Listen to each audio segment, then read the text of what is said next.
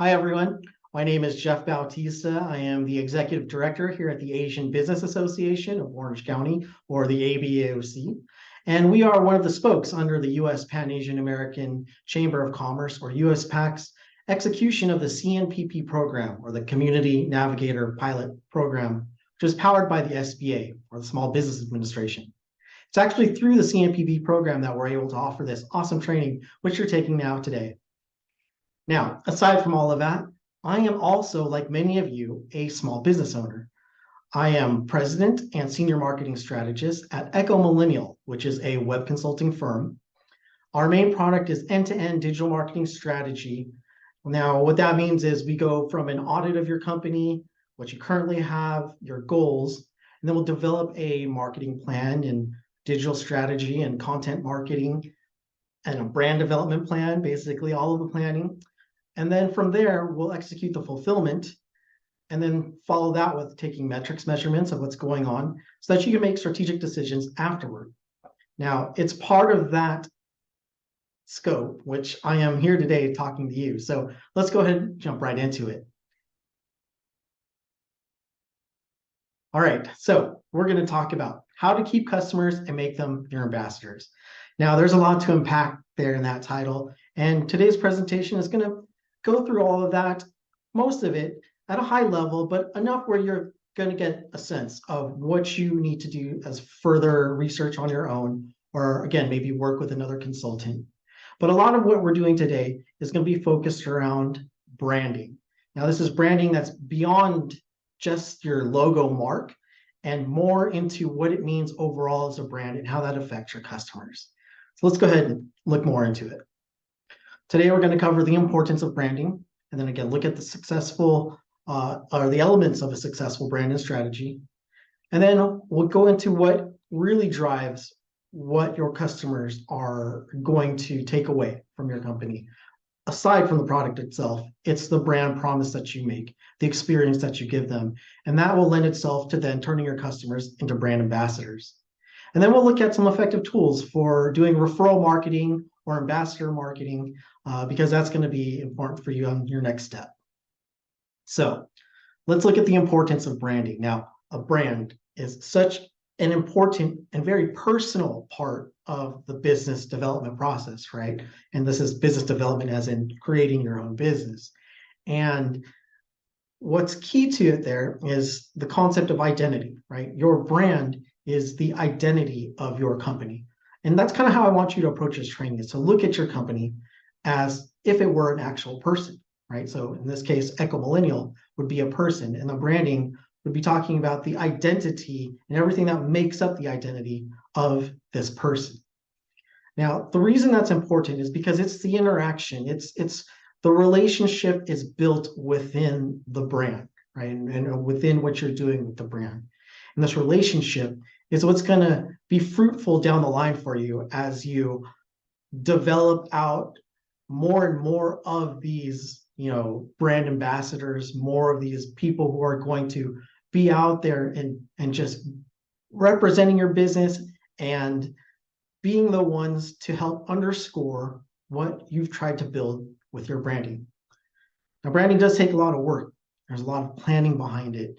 And at times you're going to have to remove yourself from that brand connection, right? Because you're doing this also to attract other people. You build a brand that's attractive to you, of course, but you also have to remember that this is to interact with other people as well. But all this work is cumulative. That's what's really great about branding, right? Branding is something that you invest a lot in, and as the brand becomes more recognizable, as time goes on, as your efforts build up, then you'll notice that it'll take less and less work for your brand to actually, monetize for you, right? To actually work for you. So let's take a look at one of these brands, right? Now, here's a brand I'm sure all of you are all familiar with, right? In fact, I would venture to say that most adults and children who are familiar with, the Western culture are going to have some understanding of what this brand is, of Mickey Mouse and, of course, the Walt Disney Company. Now, this brand, when you look at it, right? You think maybe entertainment, family friendly. Maybe you feel happiness, or maybe you feel hopeful. These are some of the amazing things that come out of what their brand means to people, right? What it's done in the minds of the marketplace, right? The minds of the people in the marketplace. And what's important about that is because it's that brand and every, essence behind it that kind of drives monetization, right? The brand represents something that people want, and they'll pay for what they want. It becomes desirable for them. And depending on how much they desire it, it drives the cost, it drives the expense and the value of what it is. Now, to begin, one of the things that is important is market share, right? You want to gain a piece of that market so you can sell your products, your services. But even before that, stepping before that is mind share, right? It's before people have trusted maybe spending money with you, they want to have a little bit of comfort in your brand, right? Recognition in what your brand means. Maybe they'll ask other people, maybe they'll look you up, maybe they'll go and search your brand out, and that will create a sense of mind share, right? So before you get into the market share, you want to get into the mind share, right? And take a piece of your customer's mind, right? And then that investment of taking a piece of that, their consciousness, their buying mind, is what's going to lead to a more stronger connection to your brand, a more a more lasting connection. So it's not just a one-time sale, it becomes a sale down the line again when they see something else they need or something else they want from you. It becomes something where they turn to because you've taken a seat within their mind. So let's investigate that a little further. I want you to watch this quick video. Coke is just soda, Tylenol just acetaminophen, and Levi's are just jeans. Yet consumers go out of their way to select these specific brands over others. An economist would say, how is this possible that a rational consumer would be willing to pay more for exactly the same thing? We love to think about ourselves as rational. That's not how it works. A very famous study done by colleagues at Duke University had flashed either the Apple logo or the IBM logo to two randomized groups of participants. The study found that after being subliminally exposed to the Apple logo, compared to when you've been exposed to the IBM logo, participants performed better on creative tasks. And the argument is that Apple has been telling you this story over and over again, that Apple is the brand for hip, cool, fun, creative people. This is the true power of brands. They can influence our behavior in ways that extend way beyond the point of sale. So, to what degree can the influence of brands wreak havoc on our ability to make rational spending decisions? This is Your Brain on Money. This is Americus Reed. He studies identity and marketing at the University of Pennsylvania.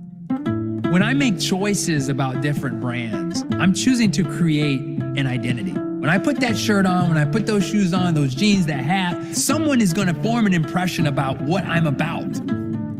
So if I'm choosing Nike over Under Armour, I'm choosing a kind of different way to express affiliation with sport. The Nike thing is about performance. The Under Armour thing is about the underdog. I have to choose which of these different conceptual pathways is most consistent with where I am in my life. And once a consumer makes that choice, their relationship with a brand can deepen to the point where they identify with the brand like family. And once you identify with a brand, it can shape the way you behave. And it's really interesting because they will also, if someone talks bad about that product, brand, or service, they will be the first to go out and defend. Why? Because an attack on the brand is an attack on themselves. Michael Platt is a professor of neuroscience, marketing, and psychology whose research demonstrates how our perception of brands influences our decisions. There's an idea in marketing, which is that we relate to brands in the same way we relate to people. It's like, I love this brand, or I hate this brand. Of course, what people say, right, can often be different from what's really going on in their heads. So we thought, well, why don't we just ask the brain directly? Michael and his team observed the brains of iPhone users and Samsung Galaxy users with an MRI machine while they heard good, bad, and neutral news about Apple and Samsung. Apple customers showed a brain empathy response toward Apple that was exactly what you'd see in the way you would respond to somebody in your own family. Strangely, Samsung users didn't have any positive or negative responses when good or bad news was released about their brand. The only evidence that Samsung users showed was reverse empathy for Apple news, meaning if the Apple headline was negative, their brain reflected a positive response. You know, it really shows us that Apple has completely defined the market here. Samsung customers, it seems from their brain data, are only buying Samsung because they hate Apple. The kicker? The Samsung users didn't report feeling the results their MRIs showed. What was happening in their brains and what they reported feeling towards Apple and Samsung were totally different. Most people just don't realize that they are subconsciously choosing brands because those brands have some kind of self-expressive value. You can see there's a lot of power here in terms of shaping consumers' decisions. As we learn more and more about that, we have to think much more deeply about the ethical, legal, and societal implications of doing that. So as consumers, what can we do to make informed choices? Well, the best thing we can do is be aware of the influence that brands hold. I think it's important to always pause and think a little bit about, okay, why am I buying this product? And like it or not, brands aren't going anywhere. I've heard lots of people push back and say that I'm not into brands. I take a very different view. They're not doing anything any different than what someone who affiliates with a brand is doing. They have a brand, it's just an anti-brand brand. When I think about what is it that I've learned about identity over time, I think a lot of it has to do with the fundamental need that we as humans have to have support systems. Perhaps it was the church, it was the community, it was these other institutions that existed. Now brands have stepped in as pillars of our identity. So I'm very much motivated to see that in that positive light.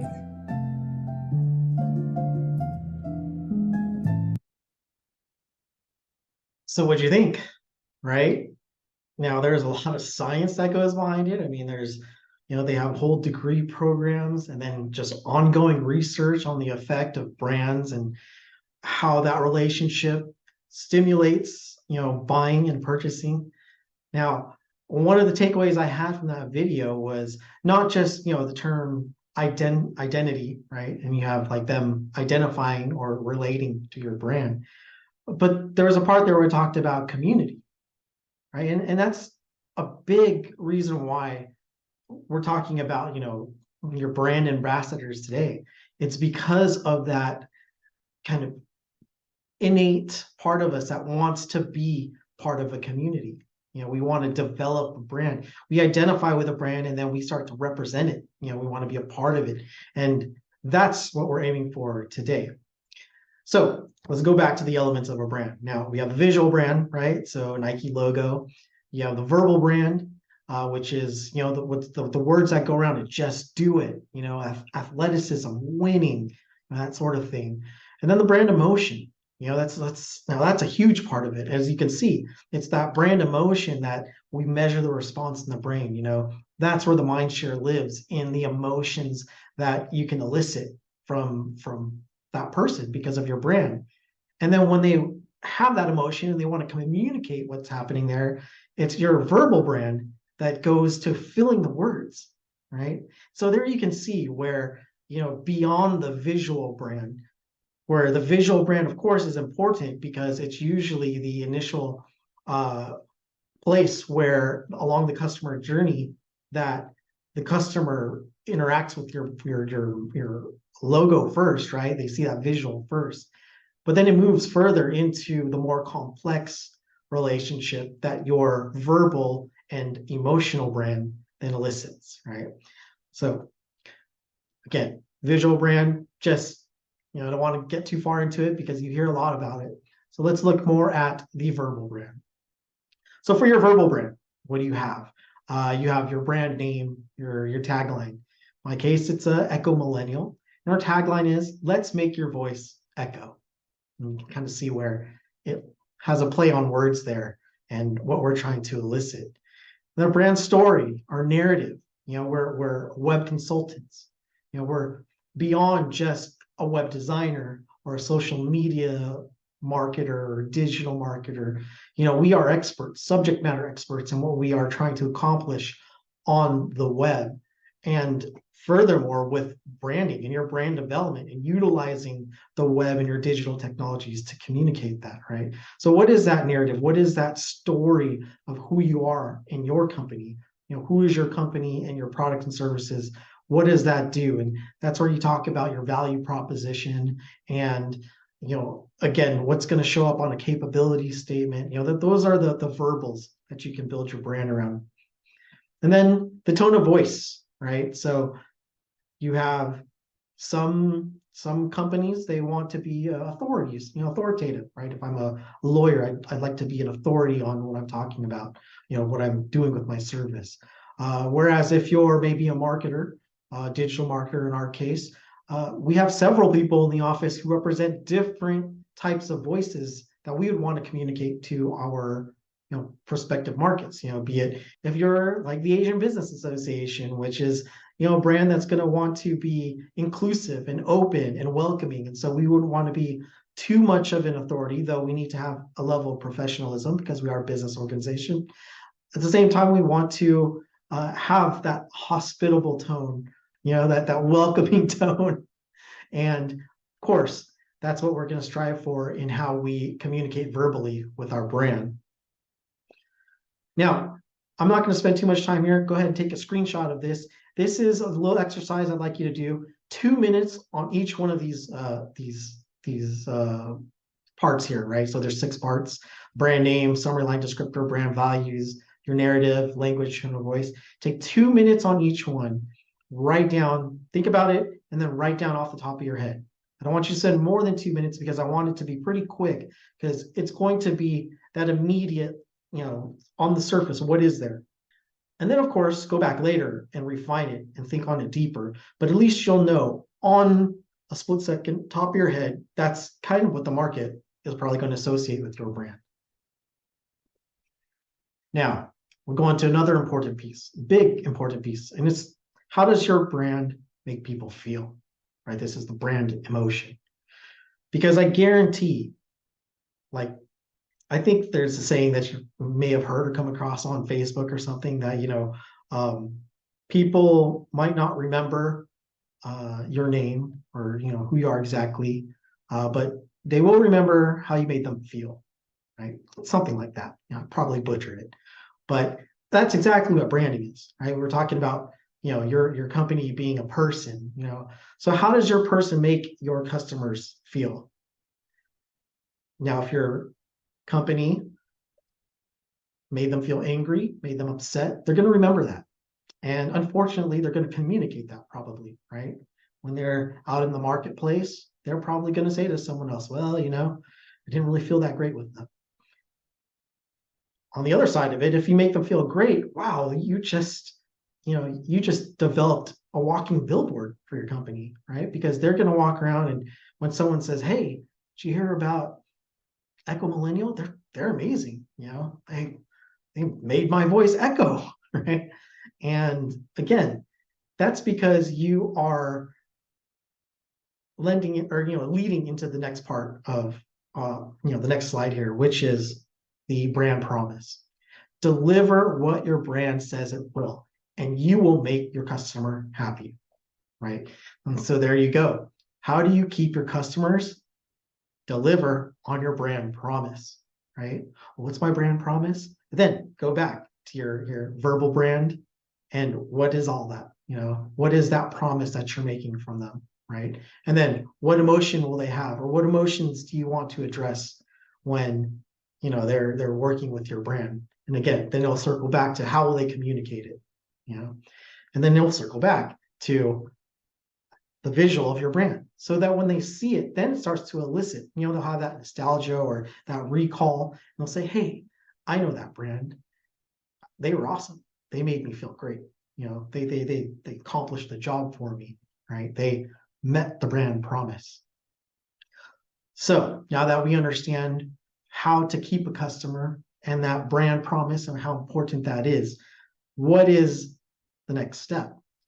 Now it's taking that customer and converting them to a brand ambassador, right? So this slide on the screen here, we want to go from the gold box on the left, which is the marketplace, which is, anonymous people walking by, whatever, on the internet, you don't know who they are. And you want to take them over to the box on the right, which is they become your ambassador, your brand ambassador, where they almost feel like, they become a salesperson for your company, basically, right? And that's a process, a development that starts with when you're marketing. So when you're marketing your business, you're putting out that information, you're getting out there, being visible. As you're being visible, you're creating the narrative, and you're talking and you're saying what your business is, what it does, what you can expect from it. People hear that, right?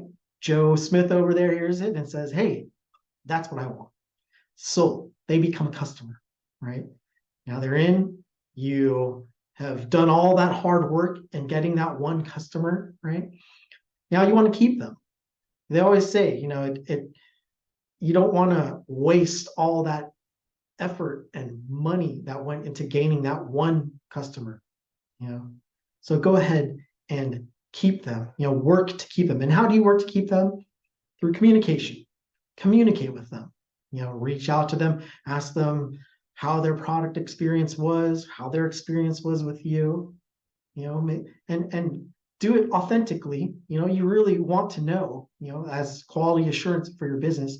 Maybe you send them a survey every once in a while and say, hey, how's it going? But the important thing is you open a relationship. You're starting to build that relationship by communicating with them.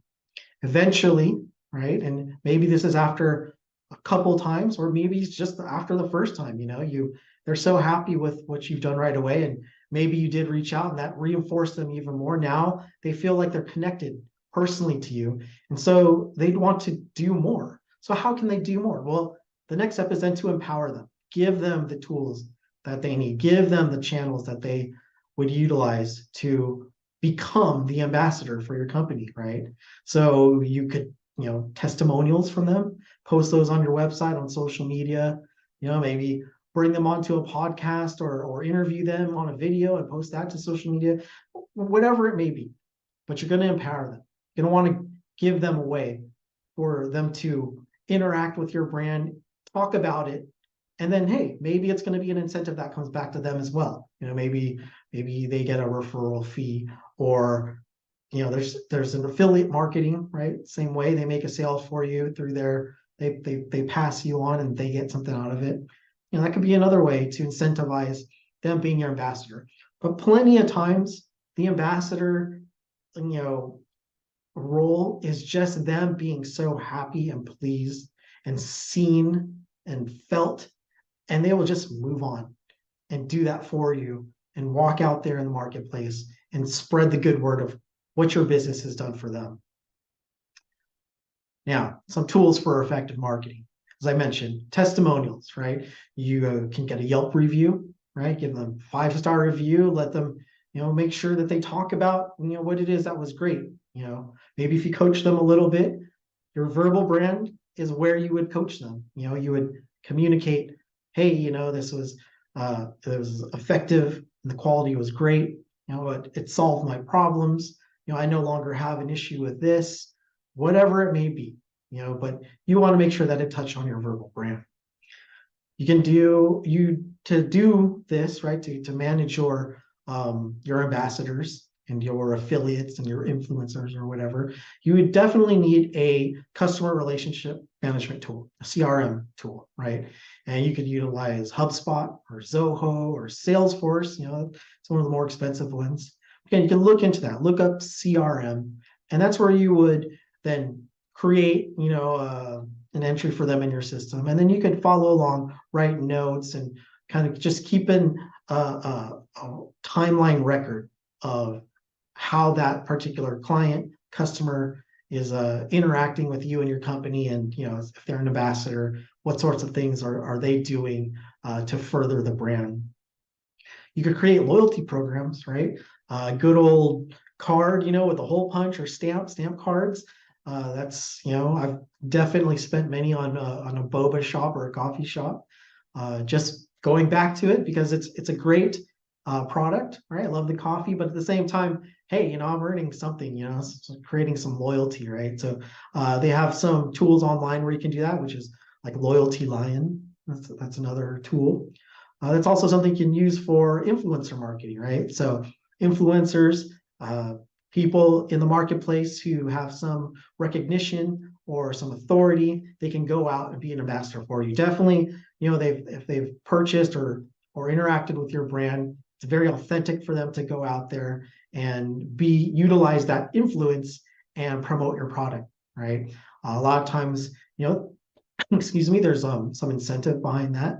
So you could use a tool called Referral Candy.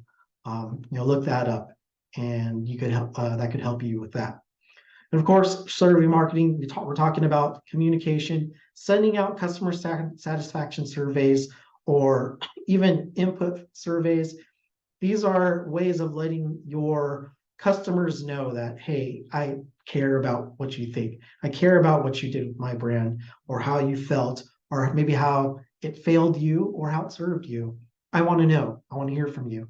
That's what survey marketing does. Yes, it can get annoying from the consumer side. I might say, survey, so you have to manage your expectations. It's not like you're going to get 100% return, but it still is a way, you're doing the effort to reach out to them and communicate and build a relationship with them. And that goes into also email marketing, using something like Constant Contact or MailChimp. Those are great tools to constantly put out information, either information directly about some of the products and services you're offering or sales coming up or whatnot, but also building a relationship. Maybe they want to, that they call content marketing. You want to develop a community around your brand. Sometimes you just put out content that is informational and helpful to them, and it's not necessarily about a sale, but it's more increasing their knowledge, giving something to them. And these are different tools you could utilize. And you don't have to use all of them, but you can use a combination and whatever works for you, right? Again, working with a consultant or a strategist, they'd be able to help kind of guide you as far as what are some of the best tools to meet your needs and your goals.